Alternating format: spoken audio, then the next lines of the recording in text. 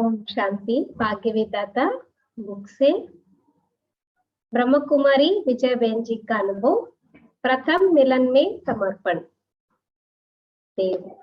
విజయ Ben G అనుభవము బాబాతో పాటు ఫస్ట్ టైం కలిసిన వెంటనే ఎలా సమర్పితమైపోయారు.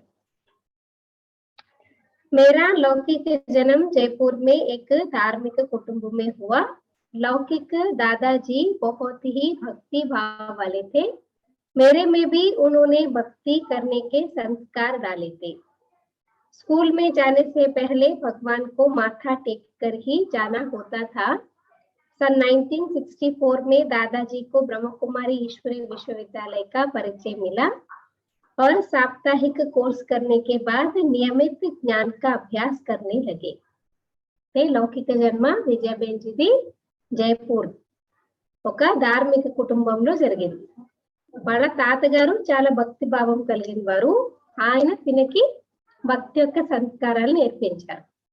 చిన్నప్పుడు స్కూల్కి వెళ్ళే కన్నా ముందు ఫస్ట్ దేవుడి దగ్గరికి వెళ్ళి తల వంచి నమస్కారం చేసి వెళ్ళేవారంట. 1964 లో వాళ్ళ తాతగారికి బ్రహ్మకుమారిస్తో పరిచయం ఏర్పడింది. 7 days కోర్స్ అయిపోయిన తర్వాత రెగ్యులర్ గా క్లాస్ కి వెళ్ళడం స్టార్ట్ చేశారు. उन्हें नियमित बाहर जाते देख एक दिन मैंने प्रश्न किया कि आप शाम को रोज कहाँ जाते हैं, मुझे भी अपने साथ ले चलिए. రోజు అన్నమాట పంక్చువల్ గా రోజు సాయంత్రం బయటకు వెళ్ళేటప్పటికి నేను అడిగానంట, రోజు మీరు ఎక్కడికి వెళ్తారు, నన్ను కూడా తీసుకెళ్ళండి అని చెప్పి వాళ్ళ తాతగారిని అడిగారంట. उन्होंने कहा मैं सत्संग में जाता हूँ, आप अभी छोटी है इसलिए पढ़ने में अपना मन लगाइए. వాళ్ళ తాతగారు చెప్పారనమాట, నేను రోజు సత్సంగానికి వెళ్తాను, అయితే మీరు ఇంకా చిన్నగా ఉన్నారు కాబట్టి మీ మనసంతా చదువు మీద పెట్టండి అని చెప్పేసి చెప్పారంట. बाबा मिलन के अनुभव सुन में तड़प उठी. एक दिन मैं हट करके उनके साथ चल दी. सेवा केंद्र पर पांव रखते ही वहां का वातावरण मन को छू गया. योग चल रहा था. लाल प्रकाश से कमरा प्रकाशमय था. నిమిత్ బెహన్ యోగ కరా రహీ థీ. అయితే ఒక రోజు అన్నమాట చాలా అన్నమాట జిద్దు చేసి మారం చేసి ఏం చేశారంటే వాళ్ళ తాతగారితో పాటు ఆశ్రమానికి వెళ్ళారు. తనతో పాటు బ్రహ్మకుమారి దగ్గరికి వెళ్ళారు.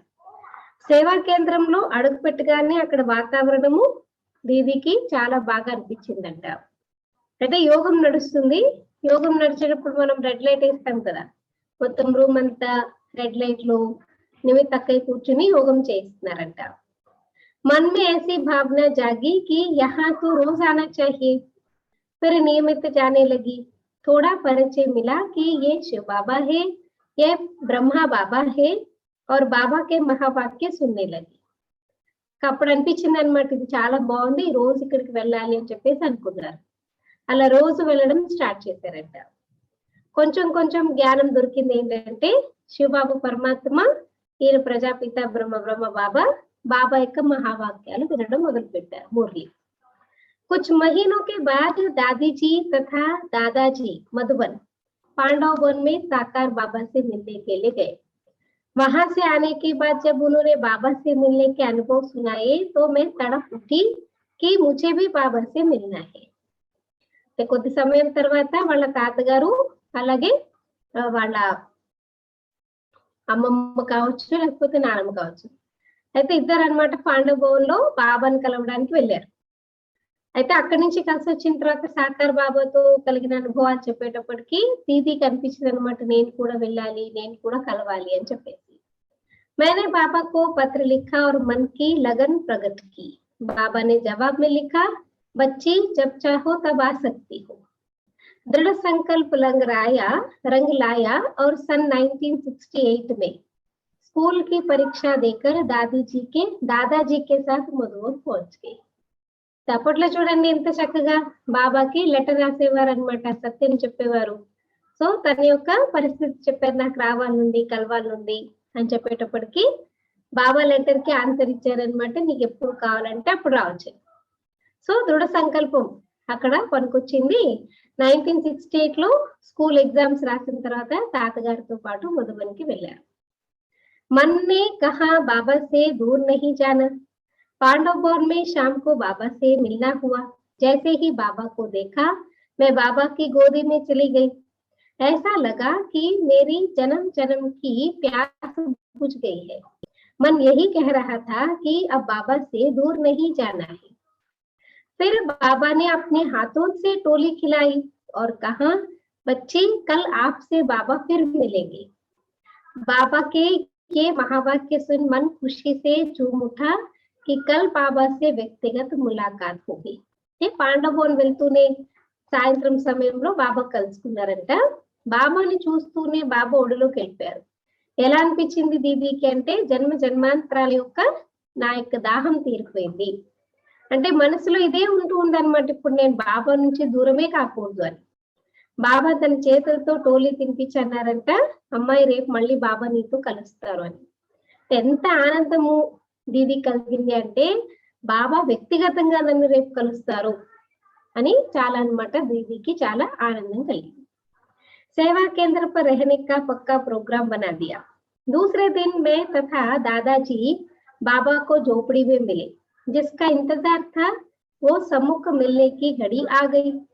मैं बाबा के सामने बैठी तथा दादाजी बाजू में बैठे। पहले तो बाबा ने मुझे शक्तिशाली दृष्टि दी, फिर पूछा, बच्ची अभी क्या कर रही हो? मैंने कहा, अभी स्कूल की परीक्षा देकर आपसे मिलने के लिए आई हूँ। బాబా ने पूछा, यहाँ से जाकर फिर क्या करोगी?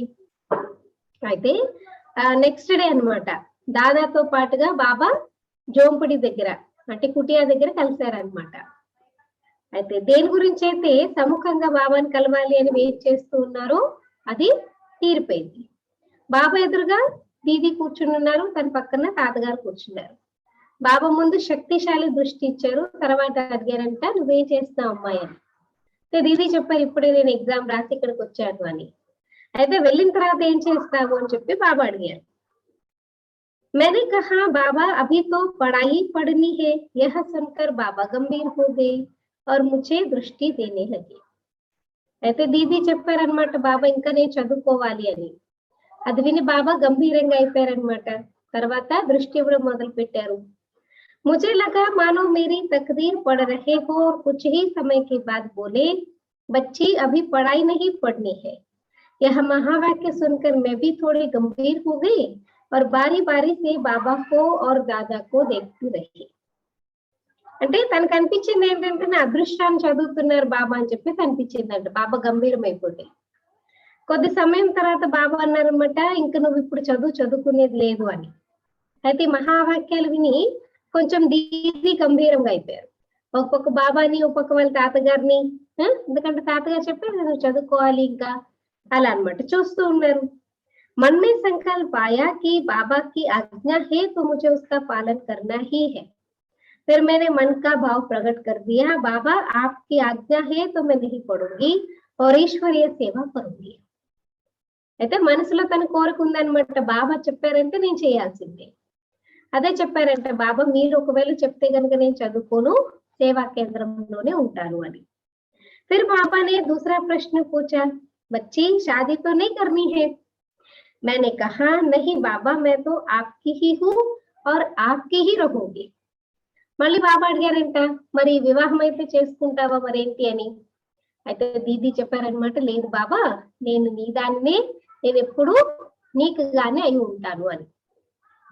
मेरा उत्तर सुनकर बाबा ने दादाजी से कहा कि मैं बच्ची को अमृतसर ट्रेनिंग में भेजूंगा, आप लौकिक घर जाना। बच्ची अब लौकिक घर से कुछ नहीं लेगी, बच्ची की पालना अब यज्ञ से होगी। तभी बाबा को दूसरा विचार आया, बोले, अच्छा बच्ची को मैं कलकत्ता भेजता हूँ, वहां ट्रेनिंग लेगी। इस पर दादा ने कहा, बाबा इनके लौकिक पिता तो अहमदाबाद में रहते हैं, आप इन्हें इतनी दूर भेजेंगे तो वे मुझसे नाराज हो जाएंगे। अगर आप बच्ची को अहमदाबाद भेजेंगे तो ज्यादा अच्छा रहेगा।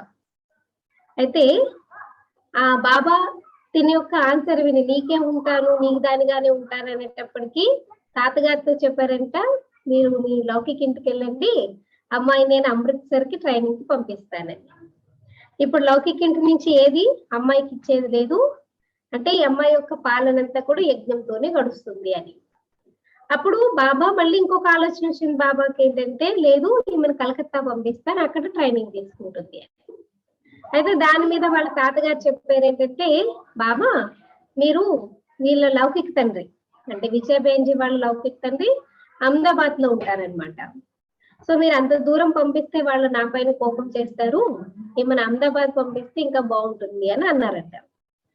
बाबा ने कहा हाँ बच्ची अहमदाबाद भी जा सकती है, बाबा चिट्ठी लिख कर देता है। इस प्रकार मेरा सेवा केंद्र पर रहने का पक्का प्रोग्राम बाबा ने बनाया और फिर दृष्टि देकर मुझे अपनी गोद में समा लिया. तो बाबा అన్నమాట సరే అహ్మదాబాద్ కూడా వెళ్ళొచ్చు, సో లెటర్ రాసి బాబా ఇచ్చారనమాట. ఇంకా ఈ రకంగా బాబా సేవా కేంద్రంలో ఉండేటటువంటి ప్రోగ్రామ్ విజయబేంజీది బాబా తయారు చేశారట. ఇంకా బాబా తనని ఒడిలోకి తీసుకున్నారు. मैं जो ही बाबा की गोद में गई महसूस हुआ कि बाबा ने दैहिक बंधनों से मुझे मुक्त कर हल्का कर दिया. ఎలాగైతే బాబా ఒడిలోకి దీది వెళ్ళారో ఎలా అనిపించిందంట, ఈ దైహిక బంధనాలన్నిటితో నన్ను బాబా విముక్తి చేసేసి తేలికగా చేసేసారు.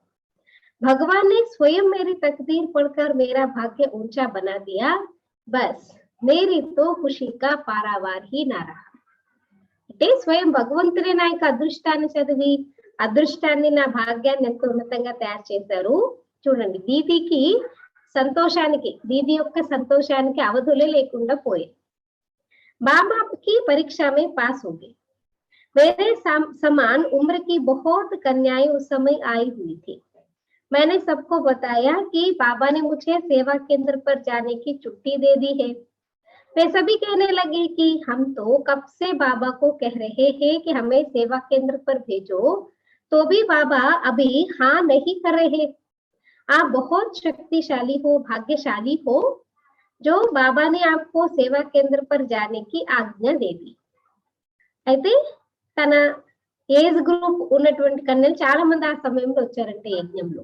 అంటే వాళ్ళందరికీ చెప్పారంటే నాకు సేవా కేంద్రం ఉండడానికి బాబా నాకు చుట్టి ఇచ్చారు అని అంటే వాళ్ళందరూ అంటూ వచ్చారనమాట, మేము ఎప్పటి నుంచి బాబాని పర్మిషన్ అడుగుతున్నాము సేవా కేంద్రం ఉంటాము అని అంటే బాబా పర్మిషన్ ఇవ్వలేదు, మీరు నిజంగానే చాలా భాగ్యశాలి ఆత్మలు, బాబా మిమ్మల్ని సేవా కేంద్రానికి వెళ్ళడానికి ఆజ్ఞ ఇచ్చారు అని అన్నారు. फिर तो बाबा की मुरली सुनते मिलन मनाते सेवा केंद्र पर जाने का दिन आ गया. అలాగే బాబాతో కలుసుకుంటూ బాబా మురళి వింటూ ఆఖరికి సేవా కేంద్రానికి వెళ్లే రోజు వచ్చేసింది. सेवा केंद्र पर जाने से पहले बाबा ने सौगात लेने के लिए बुलाया. बाबा ने मेरे लिए 3 कश्मीरी भरत की ड्रेस रखी और कहा बच्ची इनमें से 2 ड्रेस पसंद कर लो. मैंने कहा बाबा आप तो मुझे सेवा केंद्र पर भेज रहे हो, अब तो मैं आपकी बच्ची पक्की ब्रह्मा कुमारी बनी हूँ, आप मेरी परीक्षा ले रहे हो, अब मुझे रंगीन ड्रेस नहीं पहननी है, मुझे अपने हाथों से ब्रह्म कुमारी की ड्रेस दीजिए. तब बाबा ने कहा बच्ची बाबा आपकी परीक्षा ले रहे थे कि अभी भी मन रंगीन कपड़ों में तो नहीं है, आप पास हो गई हो. చూడండి బాబా ఎలా పరీక్ష తీసుకునేవారంటే ఇంక వెళ్లే రోజు దగ్గర పడింది కదైతే గిఫ్ట్ తీసుకోవడానికి పిలిచారంట దీదీని. అక్కడ ఏం చేశారు, కాశ్మీర్ యొక్క ఒక 3 డ్రెస్సులు పెట్టారంట. పెట్టన్నారంటే ఇందులో 2 డ్రెస్సులు కలర్ డ్రెస్సులు, ఇందులో ఒక 2 డ్రెస్సులు నువ్వు ఎంచుకో, నీకు ఏది కావాలంటే అది ఇస్తాను అని.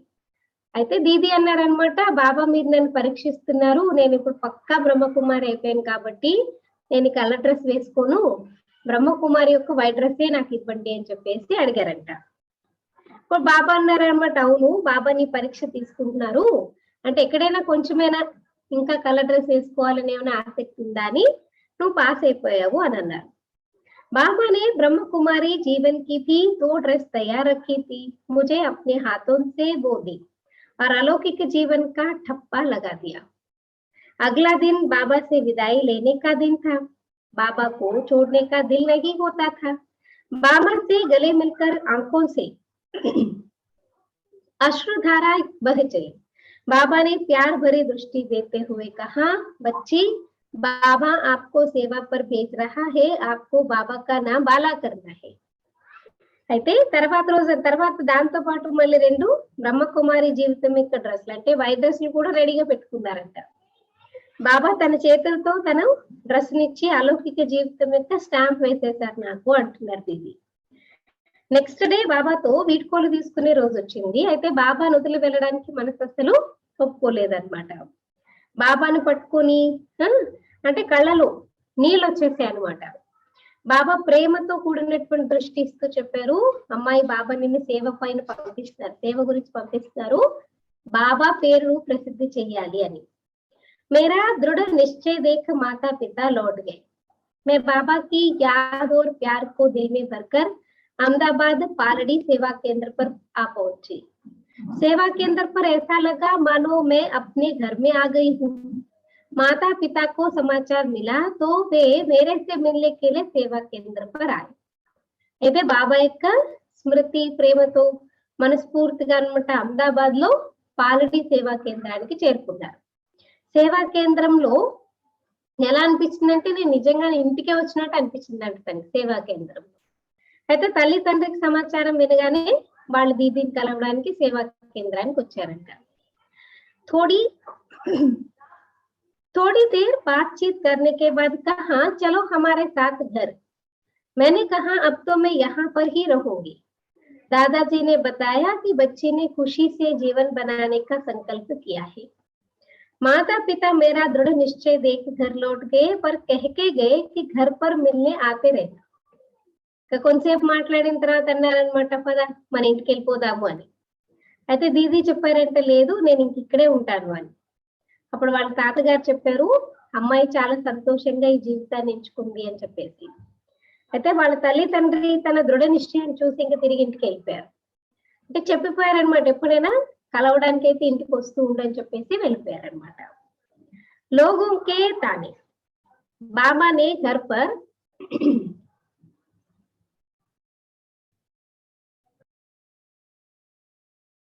लोगों के ताने बाबा ने घर पर मिलने जाने की छुट्टी दे दी थी। मैं ब्रह्म कुमारी ड्रेस में ही घर पर मिलने जाती थी। आसपास के लोग मुझे देखकर माता पिता को कहते आपको शादी का खर्च नहीं करना था, दहेज नहीं देना था, इसलिए इसको सन्यासी बना दिया। लौकिक माता जी ने कहा तुमने तो जीवन बना लिया, पर लोग मुझे ताने देते हैं जब भी घर आओ रंगीन कपड़े पहना करो। माता जी की ऐसी दुविधापूर्व स्थिति देख मैं कई दिन घर नहीं गई। बहुत बुलाने पर जब घर गई तो वे बोली आप तो देवी हो, पूज्य हो। मैंने तो लोगों की बातों में आकर आपको ऐसा वैसा कह दिया था, और उनकी आंखें आंसुओं से भर आई। బాబా చెప్పారు కదా, అంటే వెళ్తూ వెళ్తూ చెప్పారు కదా ఇంటికి వచ్చి వెళ్ళు అని, అంటే బాబా కూడా చుట్టి ఇచ్చారంట, ఎప్పుడైనా నువ్వు ఇంటికి వెళ్ళు అని చెప్పేసి. అయితే తను పూర్తిగా వైట్ డ్రెస్ లో ఇంటికి వెళ్ళినప్పుడు చుట్టుపక్కల ఉంటారు కదా వాళ్ళు చూసి అనేవారంట తల్లి తండ్రిని, చూడండి మీకు వివాహం చేస్తే డబ్బులు అయిపోతాయి కాబట్టి ఆ ఖర్చు తగ్గించుకోవడానికి ఈమెని సన్యాసిగా తయారు చేసేసారు అని అనేవారంట. లౌకిక మాతాజీ ఒకసారి అన్నారు అనమాట, నువ్వైతే నీ జీవితం తయారు చేసుకుని వెళ్ళిపోయావు, కానీ చుట్టుపక్కల వాళ్ళు మాకు ఇలాగా అందరూ అనమాట అంటే నిందిస్తూ ఉన్నారనమాట, నేను వినాల్సి వస్తుంది అని చెప్పేసి. నువ్వు ఎప్పుడైనా వచ్చినప్పుడు ఇంటికి వస్తే నువ్వు కలర్ డ్రెస్ వేసుకున్నరా అని చెప్పేసి అన్నారంట. అలా అన్నారని చెప్పేసి దీది చాలా రోజుల వరకు వాళ్ళ ఇంటికి వెళ్ళడం మానేశారంట. ఆ తర్వాత మళ్ళీ కొన్ని రోజుల తర్వాత వాళ్ళ అమ్మగారే స్వయంగా చెప్పారు, నువ్వైతే దేవివి, నువ్వు పూజాత్మవి, నేను వీళ్ళ మాటలు వాళ్ళ మాటలు పట్టుకుని అనవసరంగా నేను ఏదో ఒకటి అన్నాను అని చెప్పేసి అన్నారు. అంటే తన కళ్ళలో నీళ్ళు వచ్చేసాయంట. बाद में हमारे घर के पास ही सेवा केंद्र खुला और माताजी पिताजी छोटी बहन भी सेवा केंद्र पर जाने लगी. ఆ తర్వాత వాళ్ళ ఇంటి పక్కనే ఒక సేవా కేంద్రం తెరవబడింది. అయితే వాళ్ళ అమ్మ నాన్న చిన్న చెల్లి అందరూ కూడా సేవా కేంద్రానికి వెళ్ళడం మొదలు పెట్టారు. लौकिक बहन ने भी बाबा को पहचान कर अपना जीवन सेवा में समर्पित कर दिया. पिछले 35 वर्षों से वो भी यानी लक्ष्मी बहन अहमदाबाद में अमराईवाड़ी सेवा केंद्र संभाल रही है. అయితే లౌకిక చెల్లి కూడా అన్నమాట బాబాను గుర్తించి తను కూడా సమర్పితం అయిపోయారు. 35 ఇయర్స్ నుంచి లక్ష్మీబేన్ అన్నమాట ఆవిడ పేరు. అహ్మదాబాద్ లో అమరాయి వాడి సేవా కేంద్రాన్ని సంభాలిస్తూ ఉన్నారు. आपस में झगड़ा नहीं, सेवा केंद्र पर रहते हुए मुझे सेवाएं करने का अनुभव मिलता रहा। कुछ समय बाद दूसरी बार बाबा से मिलने मधुबन जाने का सौभाग्य प्राप्त हुआ। इस बीच भी बाबा से फोन तथा पत्रों द्वारा मिलना होता रहा। बाबा सुबह 6:15 पर क्लास में आते थे। उससे पहले हम तैयार होकर बाबा से गुड मॉर्निंग करने जाते थे। एक दिन सुबह गुड मॉर्निंग करके मैं बाबा से दृष्टि ले रही थी तो बाबा ने मुझे अपने पास बिठाया और पूछा, बच्ची सेवा केंद्र पर अच्छा लगता है ना, सभी मिलजुल कर रहती हो ना? मैंने कहा जी बाबा। అయితే సేవా కేంద్రంలో ఉంటూ సేవలు చేసే అనుభవం నాకు లభించింది. కొద్ది సమయం తర్వాత మళ్ళీ సెకండ్ టైం బాబాతో కలుసుకోవడానికి మధుబన్ వెళ్లే సౌభాగ్యం దొరికింది. అయితే బాబాతో ఈ మధ్యలో ఫోన్ లో కానీ లెటర్ ద్వారా అయితే మాట్లాడుతూ ఉండేవారు. కలవడానికి వెళ్ళడం ఛాన్స్ దొరికింది. రోజు బాబా 6:15 కి క్లాస్ లోకి వచ్చేవారంట. దానికన్నా ముందే వీళ్ళందరూ తయారైపోయి బాబాకి గుడ్ మార్నింగ్ చెప్పడానికి వెళ్ళేవారు. అలా ఒక రోజు గుడ్ మార్నింగ్ చెప్పడానికి బాబా దగ్గరికి వెళ్తే బాబా దృష్టి ఇస్తూ అడిగారనమాట, తన దగ్గర కూర్చోబెట్టుకుని, నీకు సేవా కేంద్రంలో ఉండడం బాగా అనిపిస్తుంది కదా, మరి అందరూ కలిసిమెలిసిగా ఉన్నారు కదా అని బాబాని అడిగారు. मैंने कहा जी बाबा। फिर बाबा ने पूछा, बच्ची आप जो साथ में रहती हो कभी आपस में लड़ती झगड़ती तो नहीं हो? ఇంకా బాబా ఎంత ప్రేమగా అడిగారనమాట, మీరెవరైతే ఇద్దరు కలిసి ఉంటారో తోడుగా పరస్పరంలో ఎప్పుడైతే గొడవలు అయితే పడరు కదా అని. मैंने कहा नहीं बाबा, हम सभी आपस में प्यार से रहते और सेवा करते हैं। बाबा ने कहा, बच्ची कभी आपस में लड़ना झगड़ना नहीं, क्योंकि बाबा के पास बच्ची है, बाबा उसको जिस भी सेवा केंद्र पर भेजता है सभी से लड़ झगड़ कर वापस बाबा के पास आ जाती है। बच्ची तुम्हें मालूम है वो सतयुग में क्या बनेगी? बाबा ने कहा, वो दासियों का दासी बनेगी। बच्ची आपको तो सेवा करके बाबा का नाम बाला करना है। అయితే అడిగారు కదా ఎవరు గొడవలు పడారు కదా అని అంటే దీది చెప్పారు, లేదు బాబు మేమందరం చాలా ప్రేమగా పరస్పరంలో కలిసిమెలిసి సేవ చేస్తాము అని చెప్పారు. అయితే బాబా అన్నారు, మీరు ఎప్పుడు కూడా పరస్పరంలో గొడవలు పడకండి, ఎందుకంటే బాబా దగ్గర ఒక అక్కే ఉండేవారంట. అయితే అక్క ఏ సేవా కేంద్రానికి వెళ్ళినా ఎక్కడికి పంపించినా అక్కడ గొడవలు పడి మళ్ళీ తిరిగి వచ్చేసేవారంట. అయితే బాబా అన్నారు, అలా అందరితో గొడవలు పడి వచ్చేసే వాళ్ళు ఎక్కడ అడ్జస్ట్ అవుతున్న వాళ్ళు ఏమవుతారు నీకు తెలుసు కదా, సత్యయుగంలో దాసులకే దాసిగా అవుతారు. మరి మీరైతే సేవా కేంద్రం యొక్క పేరు అంటే సేవ చేస్తూ సేవ కేంద్రంతో బాబా యొక్క పేరుని ప్రసిద్ధి చేయాలి అని చెప్పారు. जल्दी जाओ जल्दी आओ। उसी समय लच्चू दादी 2 प्रकार की टोली लेकर के आई और बाबा से पूछने लगी, बाबा आज क्लास में कौन सी टोली देनी है? बाबा मुझसे पूछने लगे, बच्चे बताओ आज कौन सी टोली दे? बाबा खुद अथॉरिटी थे पर बच्चों का उमंग उत्साह बढ़ाते उन्हें आगे रखते थे. అయితే అదే సమయంలో లచ్చు దాది 2 రకాల టోలీ తెచ్చి, బాబా ఇది ఇప్పుడు క్లాస్ లో ఏది ఇవ్వాలి అని అడిగారంట. బాబా అథారిటీ అయినా సరే దీదీని అడిగారంట, నువ్వు చెప్పు ఏ టోలీ ఇద్దాము అని చెప్పేసి. मैंने इशारा कर कहा ये टोली देंगे। बाद में हम क्लास में गए, बाबा की मुरली सुनने लगे। मैं काफी दूर बैठी थी। बाबा ने मुझे इशारे से नजदीक बुलाकर अपने सामने बिठाया और क्लास के बाद टोली बांटने की सेवा करवाई। सेवा केंद्र पर जाने के एक दिन पहले बाबा ने मुझे अपने साथ झूले में बिठाकर झूला झुलाया और पूछा, बच्ची किसके साथ झूला झूल रही हो? देखो कितना प्यार करता है ना बाबा बच्चों को. అయితే తర్వాత వాళ్ళు అంటే చెప్పారనమాట, దీది ఈ టోలీ అని చెప్పారంట. తర్వాత క్లాస్కి వెళ్ళిపోయి దూరంగా కూర్చుని క్లాస్ వింటూ ఉంటే బాబా తన దగ్గరికి పిలుచుకొని ముందుగా కూర్చోబెట్టుకున్నారు. తర్వాత అందరికి టోలీ ఇచ్చే డ్యూటీ ఇచ్చారంట. ఆ తర్వాత అన్నమాట బాబా ఒకరోజు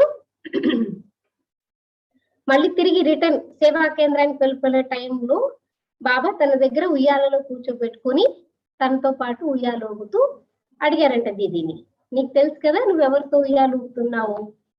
मैंने कहा, बाप दादा के साथ इस तरह झूला झूलते मिलन मनाते एक सप्ताह कब बीत गया मालूम नहीं चला. దీది కూడా చెప్పారు బాప్ దాదాతో పాటు ఉయ్యాలు ఊపుతున్నాను అని.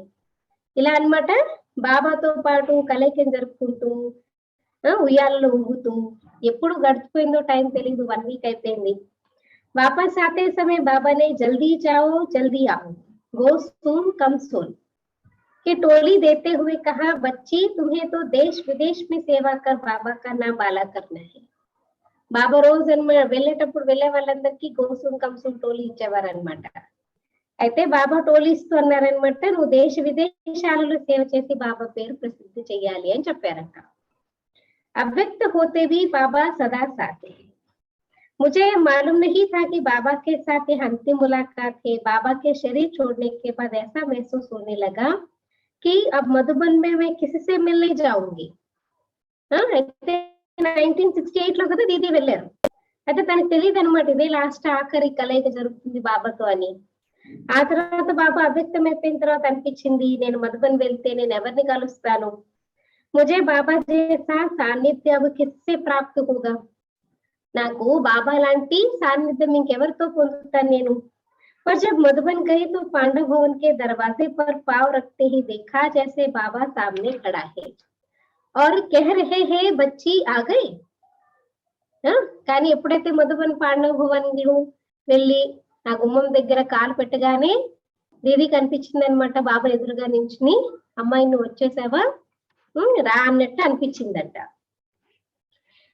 ऐसा कहकर बाबा अदृश्य हो गए. तब महसूस किया कि अव्यक्त होने के बाद भी बाबा सदा हमारे साथ है. फिर तो अपना हाथ और साथ देकर अनेक स्थानों पर बाबा ने सेवा कराई. అలా అని బాబా అదృశ్యమైపోయారంట. అప్పుడు అనిపించింది అనమాట, అవ్యక్తం అవుతూ కూడా బాబా ఎప్పుడు మాకు తోడుగానే ఉన్నారు అని.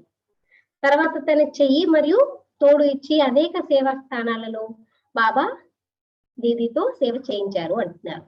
विदेशों में भी Dubai, Singapore, Indonesia, Africa, Nairobi, Kampala, Dar es Salaam में सेवा केंद्रों का सेवाओं का सौभाग्य प्राप्त हुआ. बस एक ही संकल्प है कि शरीर के अंतिम श्वास तक बाबा की सेवा करते रहूं. అయితే విదేశాలలో కూడా దుబాయ్, సింగపూర్, ఇండోనేషియా, ఆఫ్రికా అంటే నైరోబి, కంపాలా, దారుసలాంలో సేవ యొక్క సౌభాగ్యం ప్రాప్తించింది. అయితే దీది అంటున్నాను, నాకు ఇప్పుడు ఒకటే సంకల్పం ఉంది, ఏంటంటే శరీరంలో అంతిమ శ్వాస ఉన్నంత వరకు బాబా యొక్క సేవ చేస్తూ ఉండాలి. సేవా కర్తే కర్తే హీ బాబాకి గోద్ మే సమా జాओ. బస్ సేవ చేస్తూ చేస్తూ బాబా ఒడిలో సమాయించబడిపోవాలి. बाबा का लाख लाख शुक्रिया कि जीवन धन्य बना दिया. इसलिए दिल गाता है किन शब्दों में आपका धन्यवाद करूं. అయితే బాబాకి కోటి కోటి ధన్యవాదాలు, నా జీవితాన్ని ఎంత ధన్యంగా తయారు చేశారు అని. అయితే మనస్ఫూర్తిగా దీది యొక్క మనసు నుంచి పాటలు వస్తే ఏంటంటే ఏ శబ్దాలతో నేను ధన్యవాదాలు చెప్పాలి. మన దగ్గర ఒక పాట ఉంది, కిన్ శబ్దో మే ఆప్కా ధన్యవాద కరు. ఆ రకంగా ఎప్పుడు దీదికి బాబాకి థ్యాంక్స్ చెప్పాలి అని అనిపిస్తుందట. అచ్చా, ఓం శాంతి.